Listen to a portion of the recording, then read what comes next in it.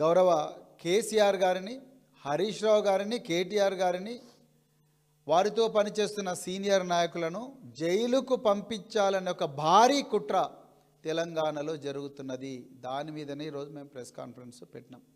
ఎందుకంటే తెలంగాణ ప్రజలకు అటెన్షన్ డైవర్షన్లో సిద్ధహస్తుడైన రేవంత్ రెడ్డి అసలు సమస్య నుండి తెలంగాణ ప్రజల దృష్టి మరల్చడానికి రకరకాల ఇన్వెస్టిగేషన్లు, సిట్టులని ఏవో డ్రామాలు రోజు చేస్తూనే ఉన్నాడు. ఏవి నడవకపోతే తీవ్రమైన దుర్భాష బయట, అసెంబ్లీ లోపల, అసెంబ్లీ బయట, అసెంబ్లీ లోపల దుర్భాషలు ఆడుతున్న పరిస్థితి. ఈరోజు మరి కేసీఆర్ గారిని, కేటీఆర్ గారిని, హరీష్ రావు గారిని అక్రమ కేసుల్లో, వాళ్ళతో పనిచేసిన సీనియర్ నాయకులు అక్రమ కేసులో ఇరికించే ఒక భారీ కుట్ర ఈరోజు తెలంగాణలో జరుగుతున్నది. దాని మీదనే ఈరోజు మాట్లాడాలని ఈ ప్రెస్ కాన్ఫరెన్స్ పెట్టడం జరిగింది. మరి తెలంగాణ ప్రజలకు తెలవాలి. ఈయన ప్రభాకర్ రావు గారు, దయచేసి ఈయన చూడండి, ఎంతో గొప్ప సర్వీసు చేసిన అధికారి ఈయన. మరి టి ప్రభాకర్ రావు, ఈ ప్రభాకర్ రావు ఈరోజు A1 నిందితుడిగా చేసిన ఆయనకు వచ్చిన మెడల్స్ మామూలు మెడల్స్ కాదు. ఇలా ఎంత ఘోరం అంటే, ఈ దేశంలో టెర్రరిస్టులను, వామపక్ష తీవ్రవాదులను కూడా 14 రోజుల పోలీసు కస్టడీలో ఎప్పుడు కూడా పెట్టరు. కానీ ఈ ప్రభాకర్ రావును, డాక్టర్ ప్రభాకర్ రావును 14 రోజుల పోలీస్ కస్టడీలో పెట్టడి, చిత్రహింసలు పెట్టడమే కాకుండా 200 గంటలు మళ్ళీ బయట కూడా ఆయనను విచారించారు. తెలంగాణ ప్రజలకు తెలవాల్సింది ఏంటంటే, ఈ ప్రభాకర్ రావు గారి మీద, మిగతా అధికారుల మీద విపరీతమైన, మిగతా అధికారులు ఇంకా చాలామంది మీద కూడా విపరీతమైన ఒత్తిడి రేవంత్ రెడ్డి ప్రభుత్వం తీసుకొస్తున్నది. ఏమని? మీరు ఎట్లని చేసి కేసీఆర్ గారి పేరు చెప్పండి. ఇప్పుడు వాళ్ళకి కావాల్సిందంత అదే. కేసీఆర్ గారి పేరు చెప్పండి, హరీష్ రావు గారి పేరు చెప్పండి, కేటీఆర్ గారి పేరు చెప్పండి, లేకపోతే వాళ్ళతో పనిచేసే సీనియర్ నాయకుల పేర్లు చెప్పండి, మిమ్మల్ని వదిలేస్తాం. వీళ్ళు అత్యంత కమిట్మెంట్తోని, నిజాయితీతోని, నిబద్ధతతోని ఈ దేశ రక్షణ కోసం ప్రాణాలు అడ్డుపెట్టి పోరాడితే వీళ్ళ మీద ఎంతో ఘోరమైన 3rd డిగ్రీ మానసిక టార్చర్ ప్రయోగిస్తున్నారు. వీళ్ళు నిజాలే చెప్తున్నారు. వీళ్ళు కేసీఆర్ గారి పేరు చెప్పడం లేదని, కేటీఆర్ గారి పేరు చెప్పడం లేదని, హరీష్ రావు గారి పేరు చెప్పడం లేదని ఇలా ఇంకొక ఘోరమైన డ్రామాకు రేవంత్ రెడ్డి ప్రభుత్వం తెరదీసింది. అది ఏంటయ్యా అంటే, సిట్టు 2024 మార్చి నెలలో ఒక ఏసీపీతో ఏర్పాటు చేసిండ్రు. ఆ ఏసీపీతో ఏర్పాటు చేసిన సిట్టులో ఏమీ తేలలేదు. ఇంకా మనకు తెలంగాణలో, మనకు తెలుగు రాష్ట్రాల్లో చాలా సీరియల్స్ ఉంటాయి. ఈ ట్యాపింగ్ వ్యవహారం అంతా కూడా సీరియల్స్ లాగా నడిపిస్తున్నాడు రేవంత్ రెడ్డి. కార్తీక దీపం, బ్రహ్మముడి, మరి మొగిలి రేకులు, మనసు మమత, చక్రవాకం, బిగ్ బాస్ షో, ఇక రాధమ్మ కూతురు, ఇట్లా రకరకాల సీరియల్స్ ఉన్నాయి కదా. ఇలాంటి సీరియల్స్ లాగానే ఈ ట్యాపింగ్ వ్యవహారం నడిపిస్తున్నారు. 2024లో మార్చి నెలలో దీన్ని రిజిస్టర్ చేసి, ఈ కేసును రిజిస్టర్ చేసి, దీని మీద సిట్ అనే ఒక సంస్థనేసి దానికి ఏసీపీని హెడ్గా పెట్టి, ఆ ఏసీపీతోని 350 మంది విట్నెస్లను, వాళ్ళను జూబ్లీహిల్స్ పోలీస్ స్టేషన్లో విచారించి, అందులో ఆ విట్నెస్లో నేను కూడా ఒకరిని, జూబ్లీహిల్స్ పోలీస్ స్టేషన్లో విచారించి వీళ్ళకు ఏమీ తెలవలేదు అని చెప్పి క్లియర్గా ఏమీ రాలేదని నిరాశకు గురైనరు పోలీస్ అధికారులు. ఇదంతా కాదని మళ్ళీ కొన్ని ఛానల్స్కు మీడియా లీకులు కూడా ముఖ్యమంత్రి కార్యాలయం ఇచ్చింది. ప్రతిరోజు కూడా ముఖ్యమంత్రి కార్యాలయం మీడియా లీకులు ఇస్తూ ఉన్నది. సో దీంట్లో ఏమీ తెలవలేదని చెప్పేసి ఇప్పుడు 4 సీనియర్ ఐపీఎస్ అధికారులను తీసుకొచ్చి సిట్లో కూర్చోబెట్టిండ్రు. మళ్ళీ ప్రభాకర్ రావును పోలీస్ కస్టడీకి, గౌరవ సుప్రీంకోర్టు దృష్టిలో ఉండే ఈ కేసులో ప్రభాకర్ రావు గారిని మళ్ళీ ఈ పోలీస్ కస్టడీకి 14 రోజులు తీసుకున్నారు. మిత్రులారా, ఈ దేశంలో ఏ పోలీస్ అధికారిని కూడా 14 రోజులు పోలీస్ కస్టడీలో పెట్టి విచారించుండరు. అది కూడా is not an ordinary police officer, is highly decorated police officer who has sacrificed all his career for the security of this nation. ఈ దేశ భద్రత కోసం తన విలువైన సర్వీస్ని అంతా కూడా మరి ఇంటెలిజెన్స్ డిపార్ట్మెంట్లోనే పెట్టిన ఈ ప్రభాకర్ రావును 14 రోజులు పోలీస్ కస్టడీలో పెట్టిండ్రు. ఈ దేశంలో ఎక్కడ కూడా ఇలాగ జరిగి ఉండదు. ఈయన మీద రెడ్ కార్నర్ నోటీస్ ఇచ్చిండ్రు, ఈయన పాస్పోర్ట్ రివోక్ చేసిండ్రు. నిజానికి ఈయన చేసిన నేరమైంది నిజాయితీగా నిబద్ధతతో పనిచేయడం. నేను మొదటి నుంచి కూడా చెప్తున్నా, ఈ ట్యాపింగ్ వ్యవహారాన్ని భూతద్దంలో పెట్టి రేవంత్ రెడ్డి గారు చూపించే ప్రయత్నం చేస్తున్నారు. ఇలా నేను ఓపెన్ చెప్తున్నా, స్వాతంత్రం రాదు కదా, చరిత్ర ఈ మానవ జాతి చరిత్ర మొదలైనప్పటి నుంచి ఈ ట్యాపింగ్ వ్యవహారం ఉన్నది. టెక్నాలజీ లేకపోయి ఉండొచ్చు, కానీ వేగుల వ్యవస్థ ఎప్పటి నుంచో ఉంది. మహాభారతంలో ఉన్నది, రామాయణంలో ఉన్నది, పురాణాల్లో ఉన్నది, ప్రతి చోట కూడా వేగుల వ్యవస్థ ఉన్నది. ఇప్పుడు రాజుల కాలంలో కూడా వేగుల వ్యవస్థ ఉన్నది. ఇప్పుడు ప్రజాస్వామ్యంలో భారతదేశానికి స్వాతంత్రం రాకముందే ఈ ఇండియన్ టెలిగ్రాఫ్ యాక్ట్ 1885 1885 సంవత్సరంలో ఇండియన్ టెలిగ్రాఫ్ యాక్ట్లోనే ఫోన్లు ఏ విధంగా ట్యాప్ చేయొచ్చు, ఎందుకు ట్యాప్ చేయాలనే దాని మీద చర్చ చేయబడ్డది. దాని మీద సెక్షన్లు పెట్టడం జరిగింది. ఇదేదో ట్యాపింగ్ కొత్తదైనట్టు రేవంత్ రెడ్డి గారు మాట్లాడుతున్నారు. ఇప్పుడు ఆయన క్యాబినెట్ మినిస్టర్ల ఫోన్లు ట్యాపులు చేయడం లేదా? సౌత్ ఫస్ట్ అనే పత్రిక చాలా క్లియర్గా ఆయన ఇద్దరు క్యాబినెట్ మినిస్టర్ల ఫోన్లు వేరే ఎక్స్చేంజ్ ద్వారా చేస్తున్నారు. ఆ ఇద్దరు మినిస్టర్లను తీసుకొచ్చి ముఖ్యమంత్రి ఆ ట్రాన్స్క్రిప్ట్స్తోని కౌన్సిలింగ్ చేసిండన్న విషయం కూడా తెలంగాణ ప్రజల దృష్టికి మేము తీసుకొచ్చినాం. ఇప్పుడు ఈ ట్యాపింగ్ ఏదో నేరమైనట్టు, ప్రభాకర్ రావు ఏదో ఇంటర్నేషనల్ క్రిమినల్ అయినట్టు, ఆయన ఘోరమైన రాజద్రోహం చేసినట్టు, దేశద్రోహం చేసినట్టు చిత్రీకరించే ప్రయత్నాలు చేస్తున్నారు. ఇదే గౌరవ ముఖ్యమంత్రి రేవంత్ రెడ్డి గారు ఆయన లీడర్ ఫర్ అపోజిషన్ ఉన్నప్పుడు ఆయన ఇదే ప్రభాకర్ రావు గారి మీద చాలా ఘోరంగా విమర్శలు చేస్తూ కాసిం రజ్వీతో ప్రభాకర్ రావును పోల్చి ఇదే సోమాజిగూడ ప్రెస్ క్లబ్లో ఆయన ఘోరంగా చేసిండ్రు. ఆ రోజు ఏ ఐపీఎస్ ఆఫీసర్ మాట్లాడలేదు, ఏ ఐఏఎస్ ఆఫీసర్ మాట్లాడలేదు. కొన్ని మీడియా ఛానల్స్ను ప్రోత్సహించి ఈ ప్రభాకర్ రావును ఈడియట్ అని చెప్పి కూడా దుర్భాషలాడించిన పరిస్థితి మనం తెలంగాణలో చూస్తున్నాం. ఈయన 30 సంవత్సరాల సర్వీస్ చేసిండు, క్యాన్సర్ సర్వైవర్, క్యాన్సర్తో పోరాడి క్యాన్సర్ ఉన్నప్పటికీ కూడా ఉద్యోగంలో అద్భుతంగా ఉద్యోగం చేసి మరి క్యాన్సర్ సర్వైవర్ ఇప్పుడు దాని నుంచి ఇప్పుడిప్పుడే బయటకు వస్తున్నాడు. అలాంటి వ్యక్తిని 14 నెలలు 14 రోజులు మరి జూబ్లీహిల్స్ పోలీస్ స్టేషన్లో చిత్రహింసలు పెట్టిండ్రు. పొద్దున 10 గంటల నుంచి రాత్రి 10 గంటల వరకు వాళ్ళ భార్యను చూడడానికి అనుమతి రాలేదు. ఒక్కొక్కసారి అడుక్కుంటే ఇచ్చిండ్రు. వాళ్ళ కొడుకుని చూడడానికి అనుమతి, కొడుకు పోయి తండ్రి చూడడానికి అనుమతి లేదు. ఆయన ఏం పాపం చేసిండు? అదే కాకుండా మరి ఈ ప్రభాకర్ రావు మీద మరి ఆయన ఓకే ట్యాపింగ్ చేసిండ్రు, ట్యాపింగ్ చేసిన దీన్ని ఒక్కడే ఉంటాడా? ఉండడు. చట్టం ఏం చెప్తున్నది? ట్యాపింగ్ సుప్రీంకోర్టు చాలా క్లియర్గా చాలా సార్లు కూడా, ముఖ్యంగా మరి PUCL versus union of India 1997, అదేవిధంగా మరి 2017లో ఈ టెలిఫోన్ ట్యాపింగ్ ఏ విధంగా చేయాలనే మార్గదర్శకాలను గౌరవ సుప్రీంకోర్టు గవర్నమెంట్ ఆఫ్ ఇండియాకి చెప్పింది. ఈ ప్రభాకర్ రావు కేవలం ఒక చిన్న అధికారి. ఆయన మీద ఒక చీఫ్ ఆఫ్ ఇంటెలిజెన్స్ ఉంటాడు, ఆయన మీద ఒక రివ్యూ కమిటీ ఉంటుంది, ఆ రివ్యూ కమిటీ ఉంటుంది. చీఫ్ ఆఫ్ ఇంటెలిజెన్స్ నుంచి competent authority principal secretary to home, ఆయన దగ్గరికి పోతే ఆయన ఏ నెంబర్లు పెట్టాలి అనేది చాలా క్లియర్గా చెప్తారు. ఈ లిస్టు ఇవన్నీ మొత్తం కూడా డీజీపీ నుంచి ప్రిన్సిపల్ సెక్రటరీ దాకా పోతాయి.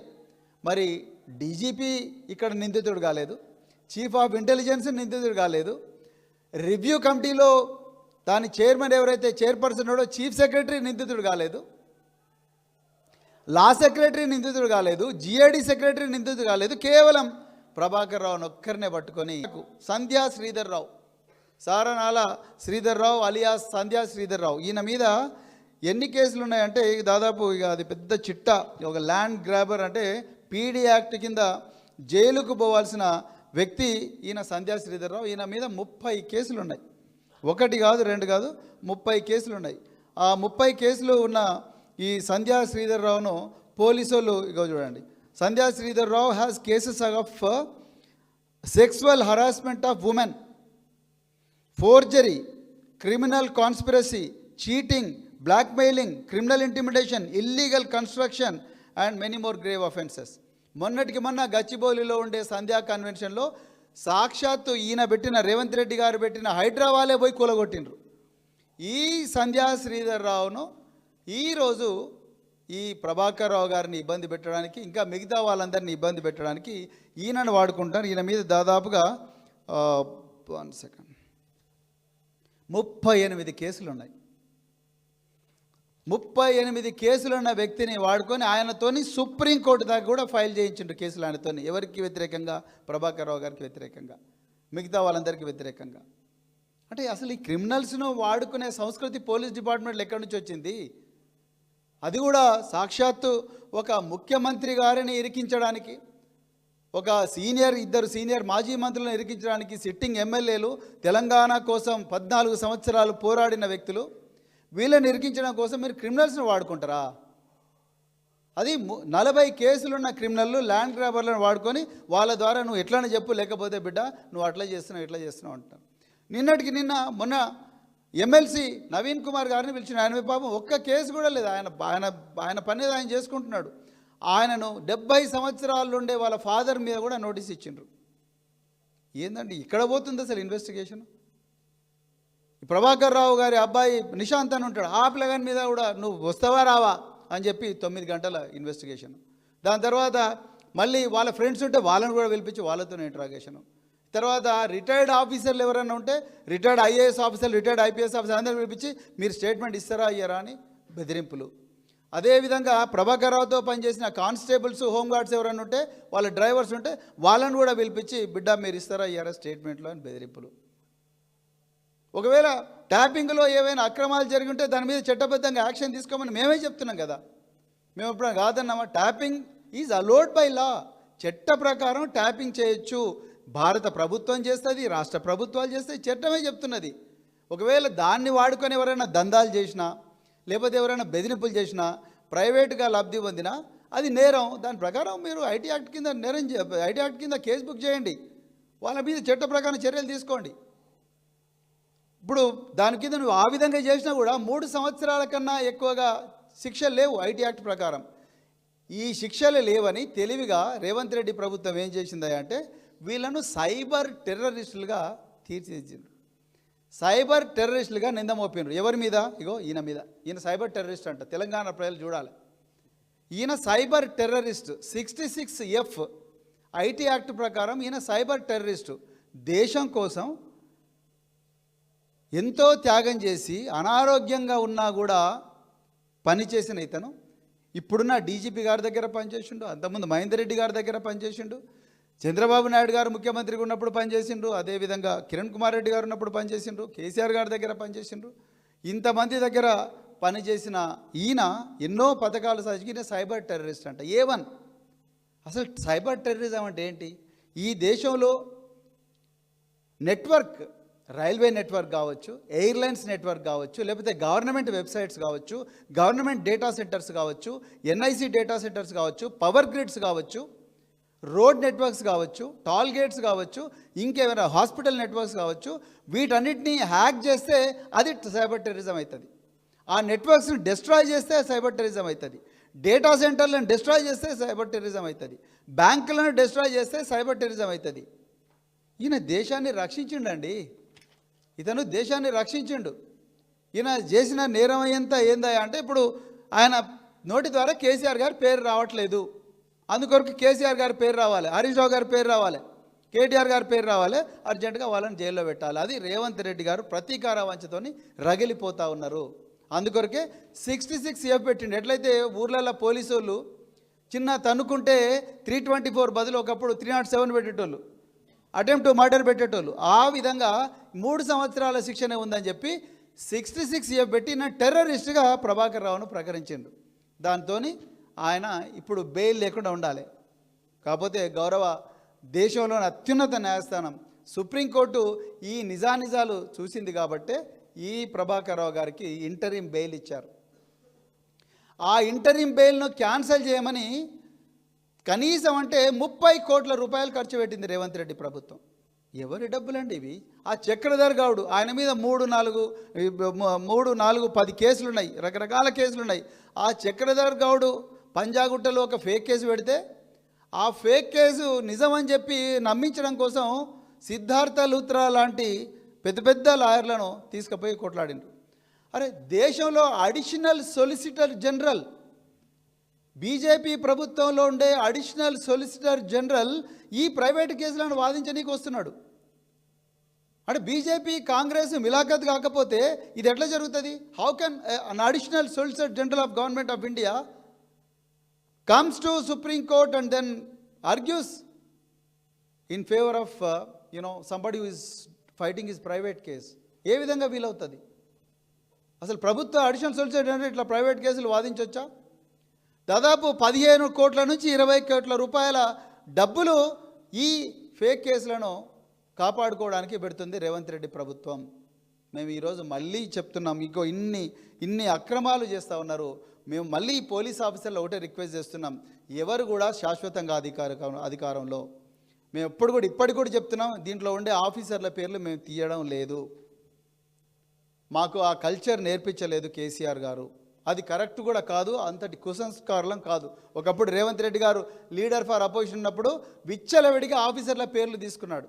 కానీ మేము అట్లా ఆఫీసర్ల పేర్లు తీసుకోవడం లేదు. ఎందుకంటే రేపు మా పార్టీ అధికారంలోకి వచ్చిన తర్వాత కూడా మళ్ళీ మీలాంటి వాళ్ళతోనే పనిచేయించాల్సి ఉంటుంది. మేము ఒక్కటే రిక్వెస్ట్ చేస్తున్నాం, ఏ పోస్టులు కూడా పర్మనెంట్గా ఉండవు. ఈ పోస్టులు శాశ్వతం కాదు. చట్టమే శాశ్వతం, రాజ్యాంగమే శాశ్వతం, ధర్మం శాశ్వతం, న్యాయం శాశ్వతం. మీరు ఈ పోస్టులు ఇవాళ ఉంటారు, రేపు పోతారు, ఎల్లుండి రిటైర్ అయిపోతారు.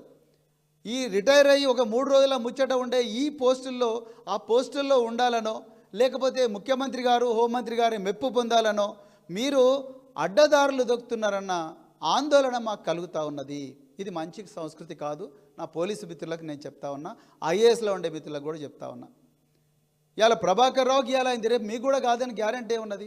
రేవంత్ రెడ్డి గారి గురువు గారు ఉన్నారు చంద్రబాబు నాయుడు గారు, 16 మంది ఆఫీసర్లను పోస్టింగ్ లేకుండా ఘోరంగా అవమానించిండు. 6 నెలల పాటు 3 జైలుకు పంపించిండు.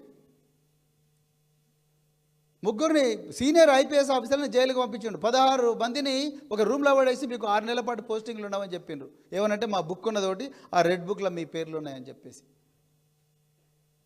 అదే దారిలో రేవంత్ రెడ్డి గారి ప్రభుత్వం కూడా పోతా ఉన్నది. నేను ఒక్కటే రిక్వెస్ట్ చేస్తున్నా, అధికారులారా మీకు చేతులు జోడించి చెప్తున్నా, ఒకప్పటి మీ సహచరులుగా చెప్తున్నా, దయచేసి చట్టాన్ని గౌరవించండి. ఎవరి మెప్పు కోసమో, ముఖ్యమంత్రి గారి మెప్పు కోసమో, ముఖ్యమంత్రి కార్యాలయంలో ఉండే కొందరు దుర్మార్గులు ఎవరైతే స్వార్థపరులు ఉన్నారో, కబ్జాదారులు ఉన్నారో, వాళ్ళందరి మెప్పు కోసమో, వాళ్ళను ఖుషి చేయడం కోసమో మీరు ఇలాంటి అడ్డదారులు దొక్కి మీ ఓన్ కొలీగ్ను, మీతో పాటు 30 సంవత్సరాలు పనిచేసి దేశం కోసం అన్ని త్యాగాలు చేసిన ప్రభాకర్ రావు గారిని, లేకపోతే అలాంటి వాళ్ళు ఇంకెవరైనా ఉంటే వాళ్ళని ఇబ్బంది పెట్టకండి. వాళ్ళ కుటుంబ సభ్యులను ఇబ్బంది పెట్టకండి. వాళ్ళకేం తెలుస్తుంది? కుటుంబ సభ్యులకు వాళ్ళ పని వాళ్ళు చేసుకుంటారు. ఆఫీసర్లుగా మనం ఉంటాం. వాళ్ళని తీసుకొచ్చి మనం పోలీస్ స్టేషన్లలో గంటల తరబడి విచారించడం ఏంది? ఒకప్పుడు పంజాబ్లో టెర్రరిజం బలంగా ఉన్న రోజుల్లో ఎంతో గొప్పగా పనిచేసిన అధికారులను టెర్రరిజం అంతా అంతమైపోయిన తర్వాత వాళ్ళందరి మీద ట్రిబ్యునల్ వేసి వాళ్ళందరి మీద ఇట్లనే ఘోరంగా ఈరోజు ప్రభాకర్ రావుని ఏ విధంగా అయితే సతాయిస్తున్నామో ఆ విధంగా సతాయించినందువల్ల, వాళ్ళను పూర్తిగా టార్చర్ చేసినందువల్ల వాళ్ళందరూ రైలు పట్టాల మీద పడి ఆత్మహత్య చేసుకున్నారు ఐపీఎస్ ఆఫీసర్స్. ఆ పరిస్థితి తెలంగాణకు తీసుకురక్కండి. రేవంత్ రెడ్డి శాశ్వతం కాదు, ఎవరు శాశ్వతం కాదు. అలాంటప్పుడు మీరు చట్ట ప్రకారమే డ్యూటీలు చేయండి. Don't cross the line, please don't cross the line and don't stoop down to the lowest levels. Professional ethics follow చేయండి. అంతే తప్ప ఇట్లా మీరు కేసును తిమ్మిని బమ్మి చేయాలని ఎట్లనే చేసి కేసీఆర్ గారి పేరు తీసుకురావాలి, కేటీఆర్ గారి పేరు తీసుకురావాలి, హరీష్ గారి పేరు తీసుకురావాలి, ఇంకా మిగతా సీనియర్ నాయకుల పేర్లు తీసుకురావాలని మళ్ళీ ఇచ్చిన వాళ్ళకి ఇచ్చిన నోటీసులు ఇవ్వకండి. మళ్ళీ ఆయన చిరుమర్తి లింగ గారికి ఇచ్చిందంట, మళ్ళీ జైపాల్ యాదవ్ గారికి ఇచ్చిందంట, తర్వాత మొన్న కూకట్పల్లి ఎమ్మెల్యే కృష్ణారావు గారికి ఇచ్చినట్ట, వాళ్ళ అబ్బాయికి కూడా నోటీస్ ఇచ్చినట్ట, మన ఎమ్మెల్సీ నవీన్ గారికి ఇచ్చినట్ట, వాళ్ళ ఫాదరు 70 సంవత్సరాల ముసలాయన, పాపం ఆయనకేం తెలుస్తుంది, కొండలరావు గారికి ఆయనకు నోటీస్ ఇచ్చినట్ట. ఇట్లా ఎంతమందికి నోటీస్ ఇస్తారు? ఏంది అసలు? రేవంత్ రెడ్డి గారిని కృషి చేయడానికి కోసం ఇంతమందిని ఇబ్బంది పెట్టాలన్నా మీరు? అసలు మీరు సిట్టేయాల్సింది ఎవరి మీద? రేవంత్ రెడ్డి గారు ఒకసారి ఆలోచించండి. సిట్టేయాల్సి ఎవరి మీద? కోదాడలో పోలీసుల కస్టడీలో చచ్చిపోయిన కర్ల రాజేష్ ఎట్లా చచ్చిపోయిండో వేయండి. షాద్నగర్లో కులాంతర వివాహం తమ్ముడు చేసుకుంటే అన్నను పోలీసు వాళ్ళ నాలెడ్జ్తోనే పోలీస్ స్టేషన్లో పంచాయతీ అయింది అది. ఆ ఎర్ర రాజశేఖర్ను నవాబ్పేట అడవులలోకి తీసుకుపోయి ఘోరంగా చంపి శవం కూడా కనిపించకుండా కాల్ చేసిండ్రు. దాని మీద సిట్ వేయండి. 9200 హిల్ట్ స్కామ్ ఉంది, దాని మీద సిట్ వేయండి. మహిళా ఐఏఎస్ అధికారులను కొంతమంది మంత్రులు అసభ్యకరమైన రీతిలో వేధిస్తున్నారు. చాలే ఇదొక ఘోరమైన కుట్రపూరితంగా ఈరోజు రేవంత్ రెడ్డి ప్రభుత్వం వ్యవహరిస్తున్నది. నేను మళ్ళీ ఆయన చదరంగంలో ఆయన ప్రతీకారేచ్ఛతో రగిలిపోతూ ఉన్నారు ముఖ్యమంత్రి గారు. దాంట్లో మీరు ఆఫీసర్లు పావులు కాకండి. మీరు చట్ట ప్రకారం ఏం చేయాలో అదంతా చేయండి, అంతే తప్ప అడ్డదారులు దొక్కి ముఖ్యమంత్రి గారిని కృషి చేయాలనే ప్రయత్నం చేయకండి. చాలా సమస్యలు ఉన్నాయి రాష్ట్రంలో. ఇలా విద్యాశాఖ కమిషనర్ ఆఫీస్ ముందర వందల మంది పోరాటం చేస్తూ ఉన్నారు. Ministry of small medium micro enterprises వాళ్ళు పోరాటం చేస్తూ ఉన్నారు. ఎందుకోసం చేస్తున్నారు? 15,000 రూపాయల బెంచీలను 33,000 రూపాయలకు కొనుక్కుంటూ 150 కోట్ల స్కామ్ జరిగిందని. కాగజ్ నగర్లో మున్సిపల్ కార్మికులు గత 16 రోజులుగా 6 నెలల నుంచి జీతాలు లేవని పారిశుద్ధ్య కార్మికులు పోరాటం చేస్తూ ఉన్నారు. ఆకలి చావులు చేస్తూ ఉన్నారు. వాళ్ళ మీద సిట్ వేయండి, వాళ్ళకి డబ్బులు రిలీజ్ చేయండి. పోలీస్ అధికారులారా మీకు ఏమైనా దమ్ముంటే ఈ 150 కోట్ల స్కామ్ మీద ఇన్వెస్టిగేట్ చేయండి. 9,200 కోట్ల హిల్ట్ స్కామ్ మీద ఇన్వెస్టిగేట్ చేయండి. అంతే తప్ప మీ ఓన్ కొలీగ్స్ మీద ఏ విధంగా మీరు ఇంత థర్డ్ డిగ్రీ పెడతారు? అదేవిధంగా ఈ ట్యాపింగ్ అనేది, నేను మళ్ళీ చివరిగా ఒకటే చెప్తున్నా, ట్యాపింగ్ ఈజ్ లీగల్, చట్టబద్ధంగానే ట్యాపింగ్ జరిగింది. అదేవిధంగా ట్యాపింగ్ రికార్డ్స్ డిస్ట్రాయ్ చేయమని కూడా చట్టమే చెప్పింది. దానికి ఒక రివ్యూ కమిటీ ఉంటుంది. ఆ రివ్యూ కమిటీ అప్రూవ్ చేస్తేనే ఆ రికార్డ్స్ అన్ని కూడా డిస్ట్రాయ్ చేయబడతాయి. మరి వాళ్ళని కూడా నిందితులుగా చేయండి. ఆనాడు చీఫ్ సెక్రటరీ ఎందుకు నిందితులుగా చేయలేదు? ఆనాడు చీఫ్ ఆఫ్ ఇంటెలిజెన్స్ ఎందుకు నిందితులుగా చేయలేదు? ఆనాడు డీజీపీ ఏం చేసిండు? ఆయన కూడా నిందితులుగా చేయండి. వాళ్ళందరినీ చేయకుండా చిన్న ఉద్యోగిని ప్రభాకర్ రావుని పట్టుకొని ఎందుకు ఇబ్బంది పెడతారు? అందుకొరకు మీకు చేతనైతే రైతుల సమస్యలు పరిష్కరించండి, మీకు చేతనైతే నిరుద్యోగులకు జాబ్ క్యాలెండర్ ఇప్పించండి, మీకు చేతనైతే జీవో 46 ఎవరైతే పోలీస్ అభ్యర్థులు ఉన్నారో ఆ జీవో 46 బాధితులందరికీ న్యాయం చేయండి. మీకు చేతనైతే ఎన్నో ఇప్పుడు కాంట్రాక్టర్లు బిల్లు రాక ఏడుస్తున్నారు. 20% ఇచ్చినా కూడా మా బిల్స్ వస్తలేవు, లంచం ఇచ్చినా వస్తలేవు అని అంటున్నారు. వాటి మీద సిట్ వేయండి, వాటి మీద ఇన్వెస్టిగేట్ చేయండి. అంతే తప్ప నిజాయితీ నిబద్ధతో పనిచేసిన అధికారులను వేధించొద్దని. అదేవిధంగా తెలంగాణ ప్రజలు మీరు ఇట్లా కుట్రలు చేసుకుంటూ కూర్చుంటే ఎవరు కూడా చేతులు ముడుచుకొని కూర్చోరు. మా మౌనం మా బలహీనత కాదు. మేము మళ్ళీ చెప్తున్నాం, రాబోయే రోజుల్లో తెలంగాణ అగ్నిగుండం అయితే ఇట్లా కుట్రలు చేసుకుంటూనే ఉంటే ఆల్రెడీ మీకు పంచాయతీ ఎలక్షన్లో ప్రజలు తగిన బుద్ధి చెప్పిండ్రు. రాబోయే మున్సిపల్ ఎలక్షన్లో కూడా మీకు బుద్ధి చెప్తారు. రాబోయే ఎంపీటీసీ జడ్పీటీసీ ఎలక్షన్లో కూడా మీకు బుద్ధి చెప్తారని చెప్తూ మరొకసారి మరి ఈ అవకాశం ఇచ్చిన మీడియా మిత్రులందరికీ కూడా హృదయపూర్వక ధన్యవాదాలు చెప్తూ జై తెలంగాణ.